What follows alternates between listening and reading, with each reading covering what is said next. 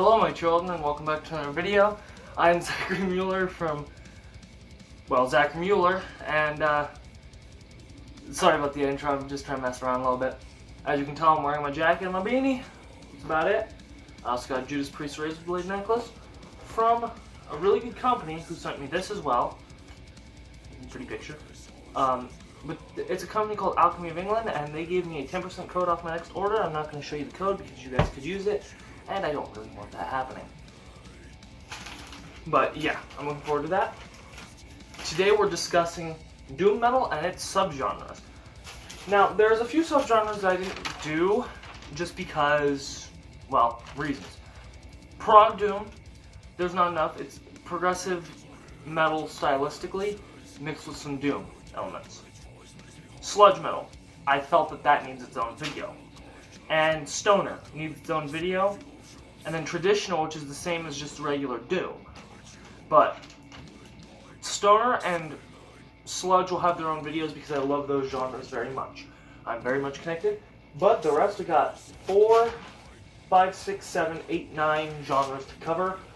And let's get right into it. Starting with Big Daddy himself, doom metal uses slower tempos, low-tuned guitars, and a thicker, heavier sound than other heavy metal genres. This genre was strongly inspired by the early works of Black Sabbath, such as Masters of Reality and Black Sabbath. Early doom metal bands are Pentagram, Pagan Altar, and Candlemass. Black doom uses slow doom-like pace, along with doom's thickness for the bass, and the shrieking black metal vocals, and the heavily distorted sound of black metal guitars. Black doom keeps the satanic ideology of black metal, but also adds themes of doom metal like depression, nihilism, and nature. Examples of black doom are Shining, Catatonia, and Woods of Yuppers, 3 of my favorite bands. DSBM, Depressive Suicidal Black Metal, uses low-fidelity recording, or lo-fi recording as most of you know it, highly distorted black metal guitars, acoustic instruments, and non-distorted electric guitars while also using tremolo picking and faster sections. Lyrical themes include depression, misanthropy, and death.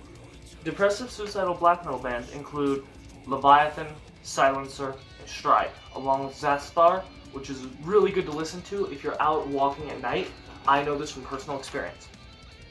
Blackened death doom. Ooh, now this genre, this tickles my nips. Don't pretend I didn't say that.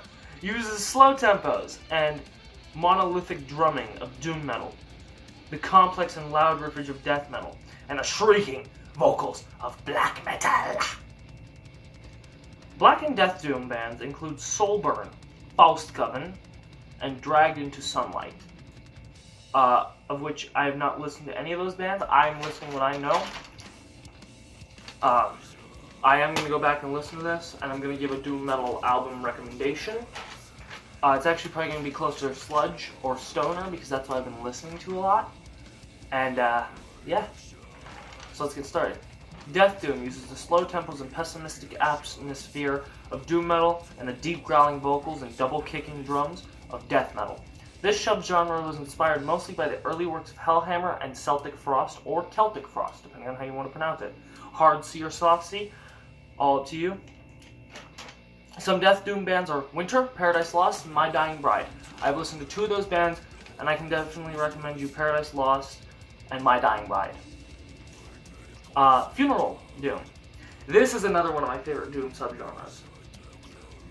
Funeral doom crosses the sound of death doom with the sound and style of funeral dirge music.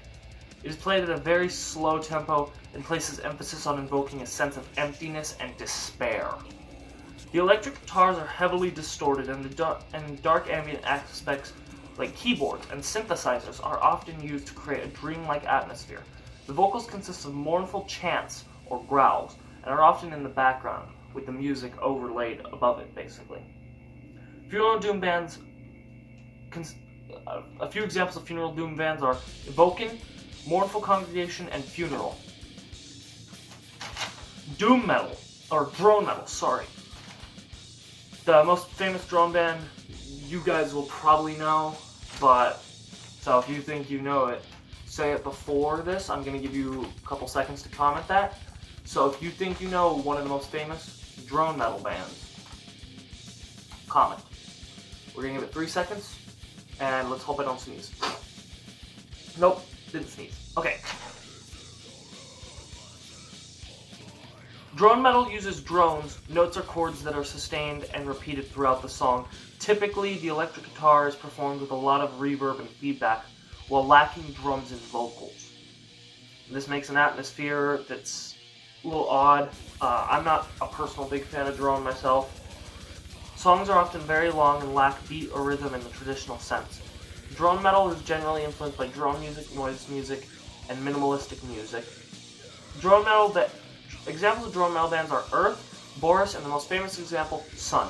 Or, as it's stylized, Sun, spelled with 2 N's, and an O with, like, parentheses, I think they're called. No.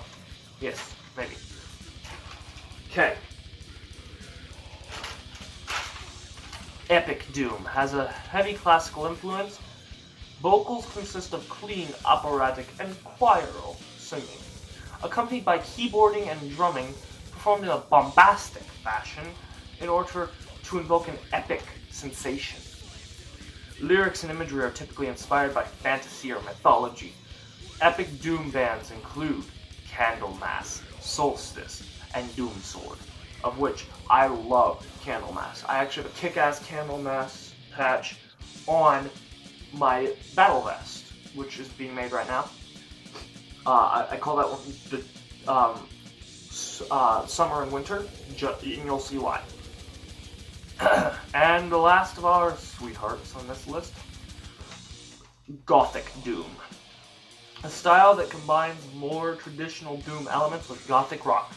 These bands play at slower mid-tempos and employ musical instruments that are more related to classical music alongside traditional doom metal instruments to create a darker and more meditative atmosphere. The lyrics often combine the dramatic and romantic elements of gothic rock and the sorrowness and melancholy of doom, and often focus on love, grief, loss of love, and loss of faith. In this genre, bands in this genre are Typo Negative, Gravelines, and Artosis.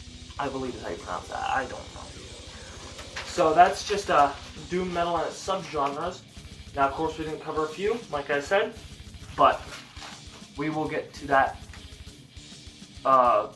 in a later episode to kind of help out.